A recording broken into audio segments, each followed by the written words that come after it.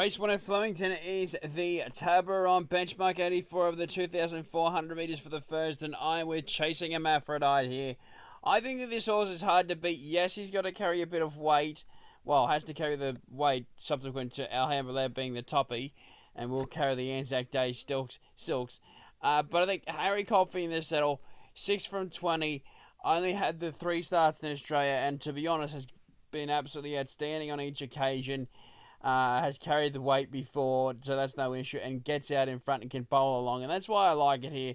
I just don't think there's much speed in this race, and I think that this horse can control it from the front and be very hard to beat. Preferentially for second will be staying on well. If you isolated it, it's 20. If you isolated it at 2,400 meters, it's been very good. And with the lightweight Cameron Well from the good draw, Cable Dancer. This might be a bit rich for it though. Cameron Well. And will be storming home. And Alhambra lad, clear the class horse in the race, but just a query of has it already hit its target. He's travelled already over to Hobart. He's been to the Adelaide Cup.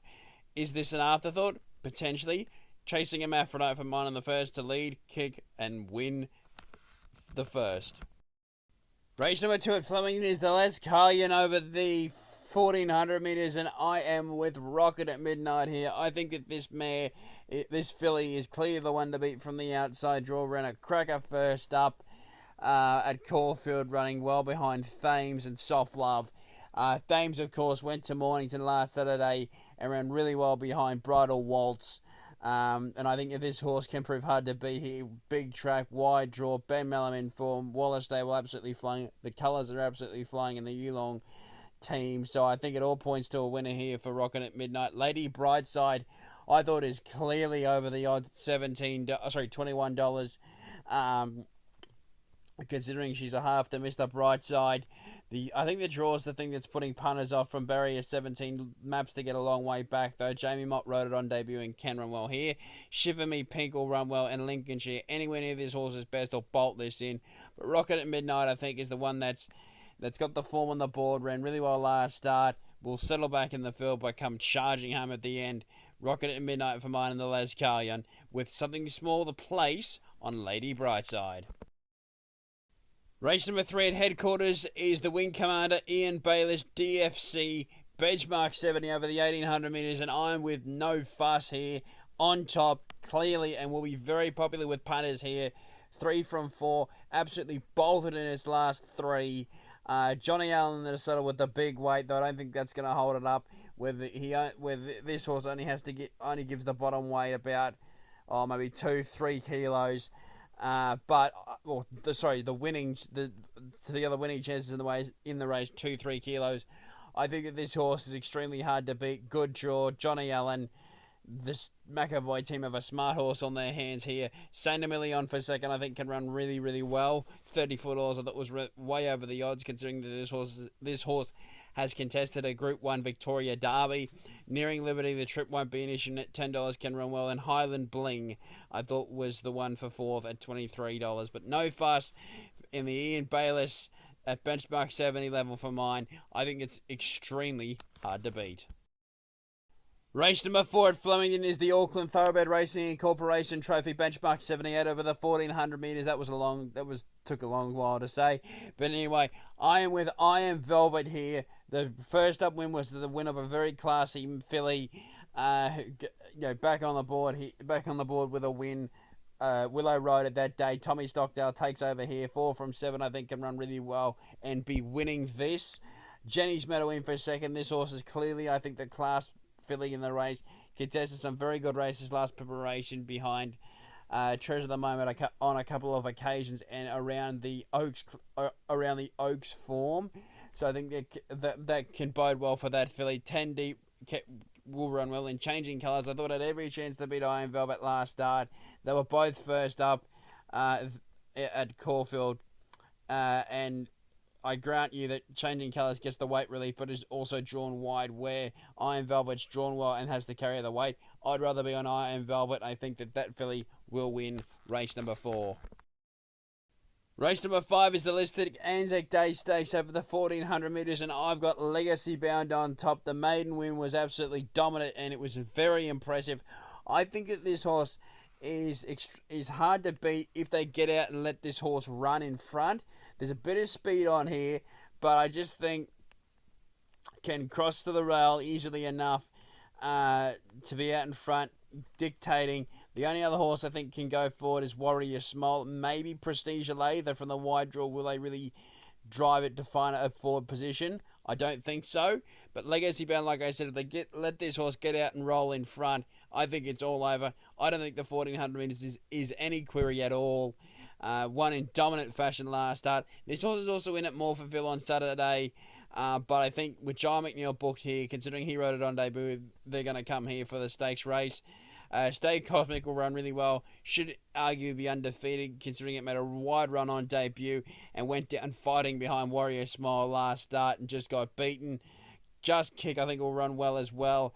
Was a Stormer coming home from the back, and the horse that beat it goes around as one of the favourites at Moonee Valley in one of the earlier races in the day. And Prestige Olay, bit of a question mark around this horse's form, though. Is a 1400 metre Flemington winner in the past, and that was on a Saturday, so it has to be respected. Legacy Bound for mine, and the listed Anzac Day Stakes for Jai McNeil and Rod Griffiths to get the job done.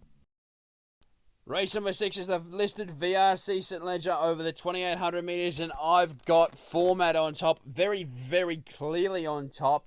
I think that this horse is extremely hard to beat. Malum Bite, straight to the front, won't be caught. That's how I think the race will go anyway. Although I'm hoping it will be. Just forget this horse's run in the Tulloch Stakes. Didn't handle the track and didn't get the ideal conditions to suit either. I just think total forgive there. Prior form was absolutely outstanding, running really well. Probably wasn't suited going towards the Derby. They reset and come to the VRC St Ledger, where their stable has had a very good run in the past. And it's been 5 years since Waterhouse and Bott have won this race, even though they like to target the race. And guess who rode their last winner? It was Ben Malum. So I think that this horse is extremely hard to beat in the Ledger and can win. Snitzer Pass, obviously the main danger in the race, was 3 wide in the Group 1 in the Derby in Sydney, and can run well here, and I think is the main danger to Format. West Indies will be running home hard, and Tel Aviv can run well. But for mine, it's all about Format in the VRC St Ledger. Race number 7 at Flemington is the Flight Lieutenant Peter Armitage, benchmark 78 over the 1100 metres, and I've got the class horse of this field on top.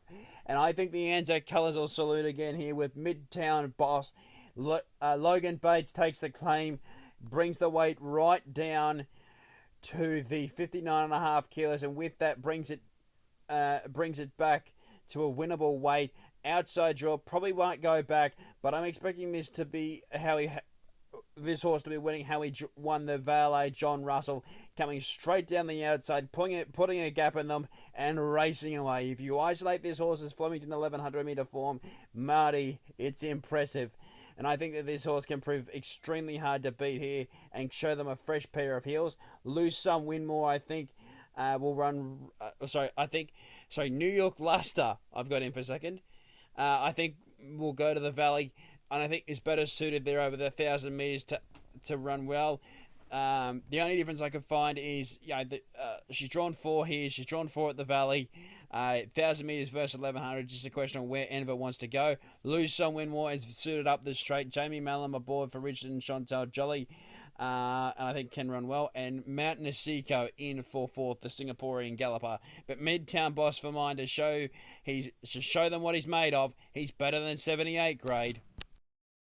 Race number 8 at Flemington to finish Anzac Day is the William Newton VC benchmark 78 over the 1,400 metres, and this won't take long at all. King Zephyr on top, and I'm expecting him to absolutely bolt in here. $1.70. Honestly, back it now. It could start well into the red, as it already is. But I'm talking $1.30, $1.40. It's a genuine, absolute moral here. Yes, I'm declaring it because I think it will just win. Pure Alpha in for second is racing well and in the right form reference and can run well here. Just a query.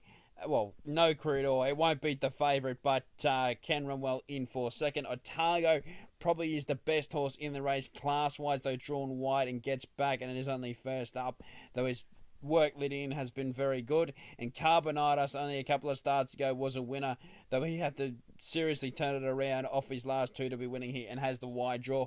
King's Effort to bolt in the last in the 78. Thank you everyone for watching my preview for the Anzac Day races, as we remember all those who fought, served and unfortunately passed for our country. It's a great sacrifice that they had for us. And obviously I've got a great respect for the Anzacs. Obviously my father served, and my grandfather served in the war as well. So big reminiscent of them, and thinking about all the soldiers who passed for their country and those who still live on with their memories of the war. But thank you for watching, and I hope I can get some winners for what is a very how do I say it? A very monumental memory for our country.